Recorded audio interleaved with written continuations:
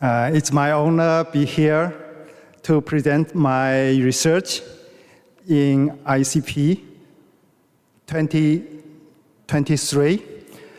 Today I will exchange what I'm thinking about the brain, especially focus on the white matter. You know, the brain can have two parts, white matter and gray matter. And so in mental illness, have lots of kind of disease. So today I try to focus on three main mental illness that include Alzheimer's disease and depression and schizophrenia. I try link these three main mental illness together with the white matter damage or white matter change. As you know, white matter, why call it white matter? Usually as in life, the brain actually is not looks white. Actually, it's 10 color. White matter and gray matter both 10 color.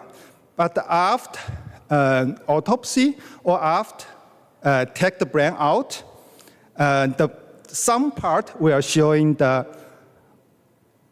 white, looks like whitish. Some part looks like a grayish.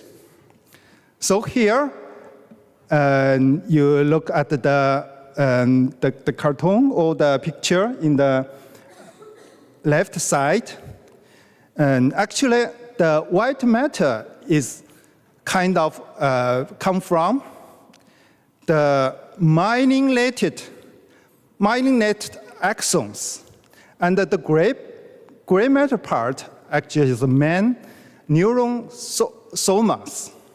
So today we are focused on the white matter and the myelination. And you know the myelination and the myelin come from the oligodendrocyte. So oligodendrocyte are myelin-forming cells. It affects the nerve conduction and the synaptic activity. So not only because the gray matter, but now we are focused on white matter because of the problem of connection. So that's why have a mental illness, since the connection is wrong. So the next slide will show the, we start from Alzheimer's disease. We try link, actually in Alzheimer's disease, you know, now people know the main pathology change is brain have a beta plaques, and also in the outside of the cell, for the A beta plaques, inside of cells, they have a tangle. Then at the final stage, or even at the beginning stage, they have a kind of psychosis and a behavior disturbance. That's why in some country, or even in the clinical setting, we call Alzheimer's disease is a kind of mental illness. So that's why we took this chance to introduce link white matter in mental illness, start from Alzheimer's disease.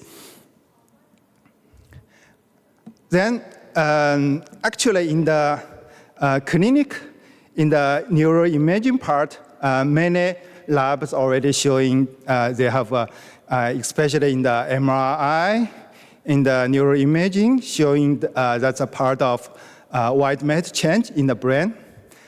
And this research, we used the literature from about 40 years ago, 45 years ago, and to now, and all use the method of bibliometric method.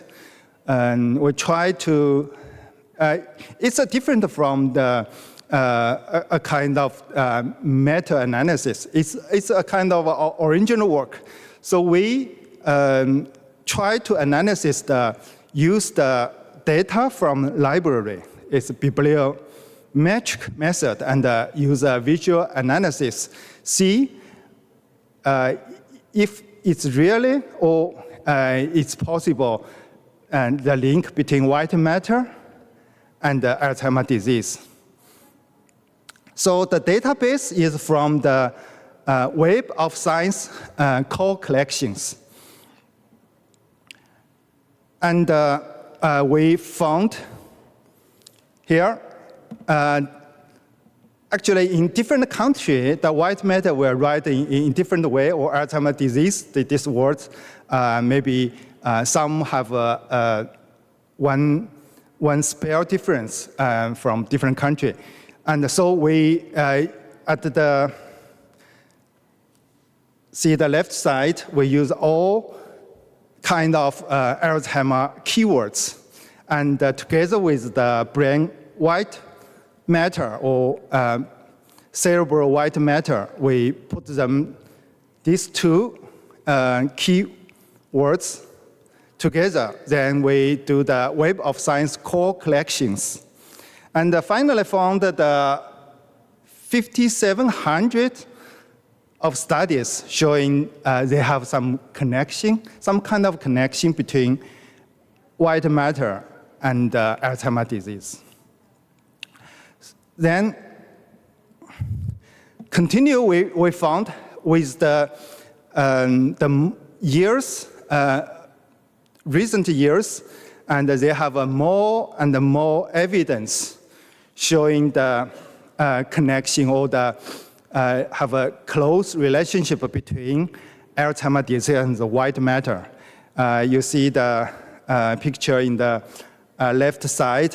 In the 2022, they have more evidence compared to previous years. And we continue to do showing cases. And we found that the keywords and the crossing keywords. So we have two main keywords, Alzheimer's disease and white matter. Also, we found they have some cross connection between, you see the picture A in the left side, and dementia, for example, brain dementia and neurogenesis, and those kind of words, and mild cognitive impairment, and they have some connection. It means white matter itself, if have some problem or the impairment, will induce the cognitive impairment.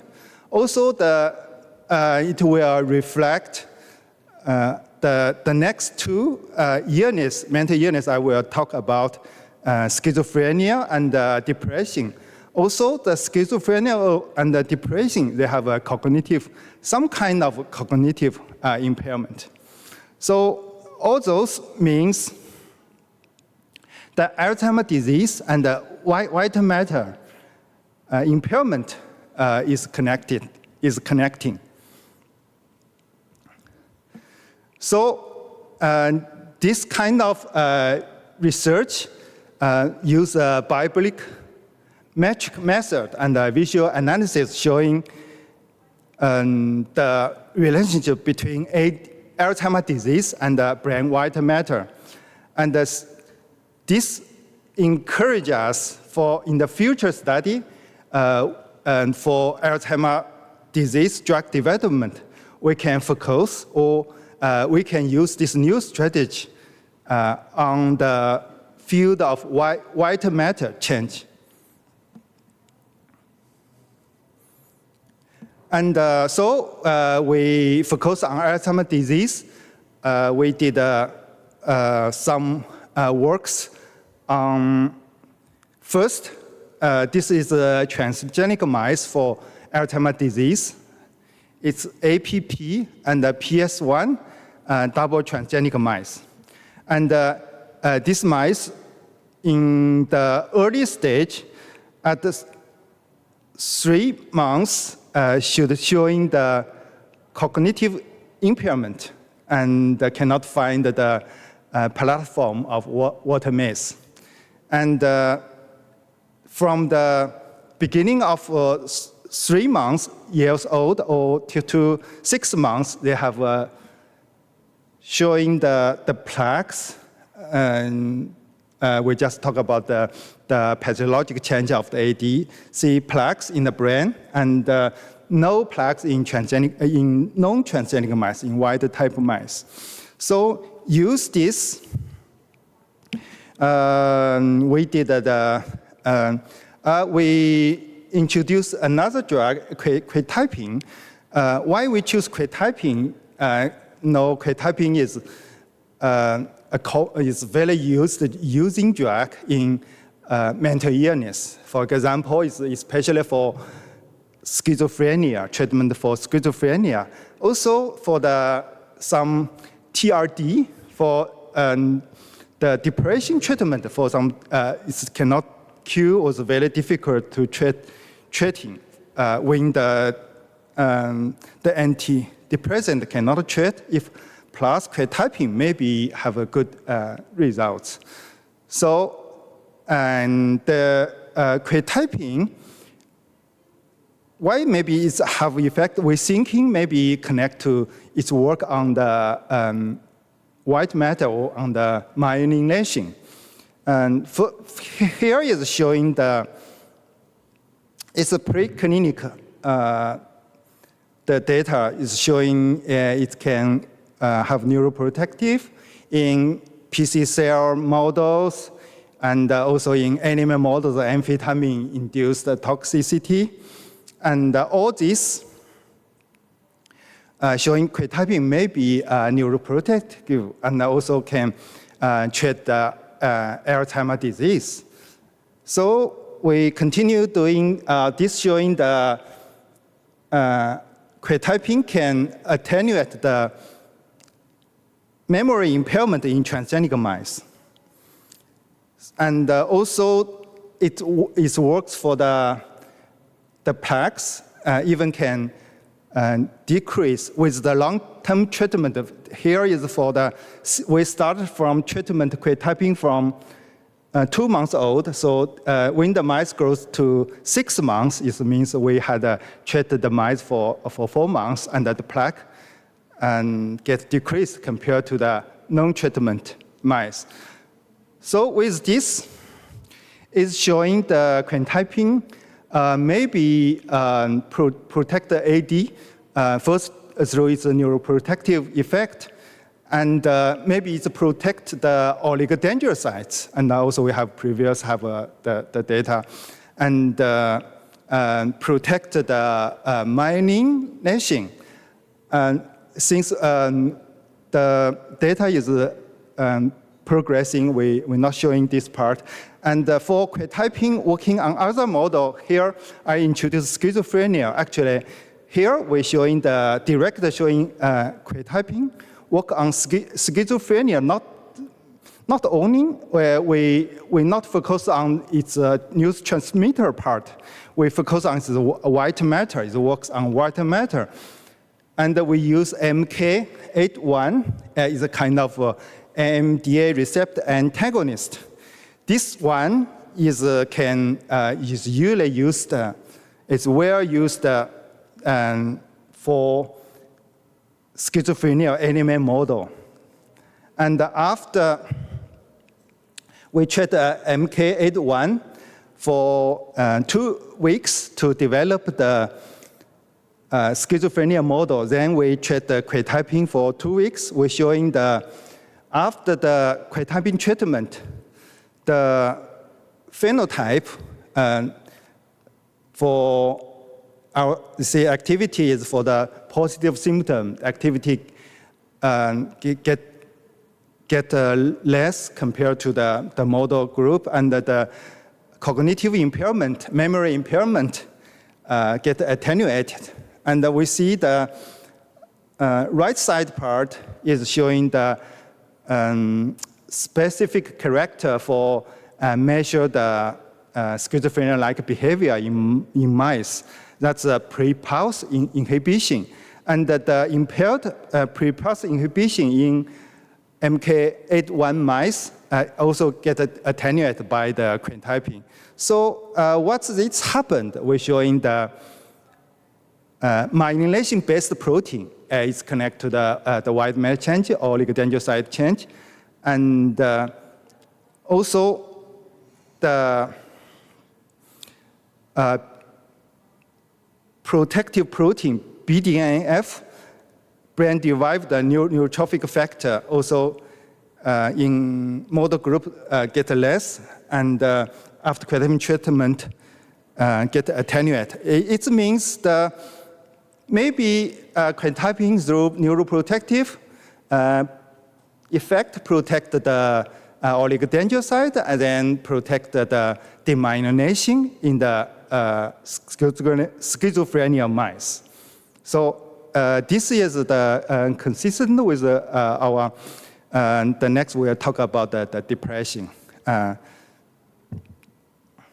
Okay, about the depression, we using the very accepting model of is called the chronic unpredictable mild stress, is CUMS.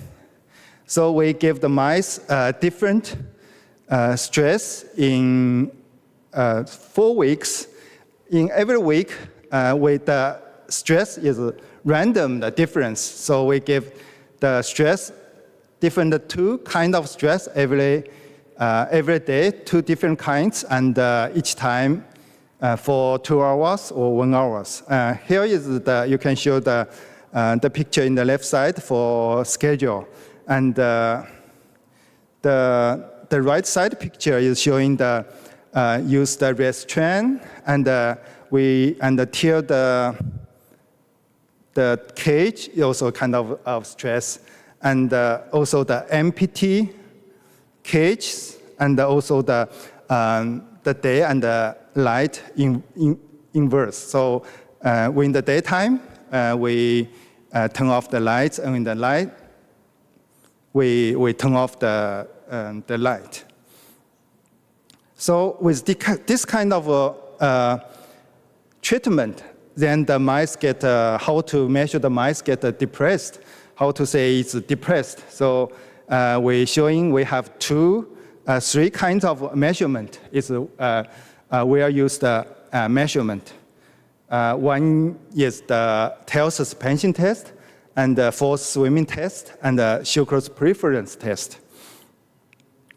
So with this test, as showing in the right side, the MBP, myelin-based protein, get decreased in the CLMS mice. And after quintiapine treatment, this decrease attenuated. And also for CNN PAS is a myelin-associated enzyme. It also have the same tendency, but many myelin-based protein have attenuated by quintiapine. And also with this kind of CUMS mice, we did RTMS and fluoxetine treatment. We combine this treatment or do 1 by 1. After 4 weeks of CUMS, then we treat the RTMS and fluoxetine for 4 weeks. This is the experimental schedule. And the RTMS schedule is showing the lower panel. And with the result as showing the RTMS and the fluoxetine can attenuate the depressive-like behavior in the CUMS mice. with the tail suspension test shown here, and also the node panel for the sucrose preference test. And at the same time, as we show in the neuroprotective occurrence typing, also RTMS and fluoxetine, the same have the neuroprotective effect. So protect as showing by modulate the BDNF and modulate the receptor for BDNF track B. So conclusion here, we conclude, and after modulation of the white matter, myelin and oligodendrocyte could be a potential novel treatment.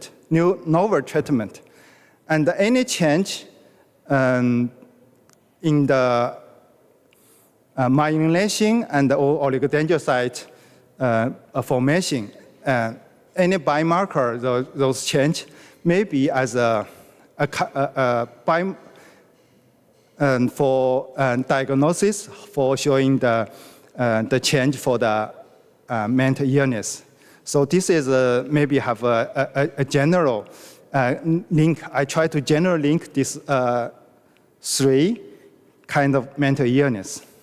And also, for example, we're showing the BDNF is neuroprotective, and maybe neuroprotective, those factors protect the oligodendrocytes, then have an effect on myelination. So this is a summary of conclusion. Finally, here is showing the funding is come from national funding from China, and then it's called NSFC, and also national funding from Canada, CIHR, and also national funding from Canadian Psychiatric Research, and also for provincial funding from Manitoba, also for provincial funding from Fujian, China. And for collaborator, and thanks Dr. Ximing Li, and also Yanbo Zhang from University of Alberta, and Dr. Jiming Kong from University of Manitoba. And also have lots of collaborator national in China, as mainly from Wenzhou Medical University, Henan University, Xiamen University, and Xiamen Xianyue Hospital. And with the white matter developed, and for the future, I'm now collaborate with the biotechnical company. It's called Precision Brain Science. So you can search internet, find the company. The company is just a start this year. They want to first focus on depression. They focus on CNS disease, try to develop new drugs. And so I'm just mentioning for the Wenzhou Medical University, they have a Kangling Hospital. They have many the special mental illness patients. So we can start from the bench to clinic, to the bedside. Thank you for coming, and thanks.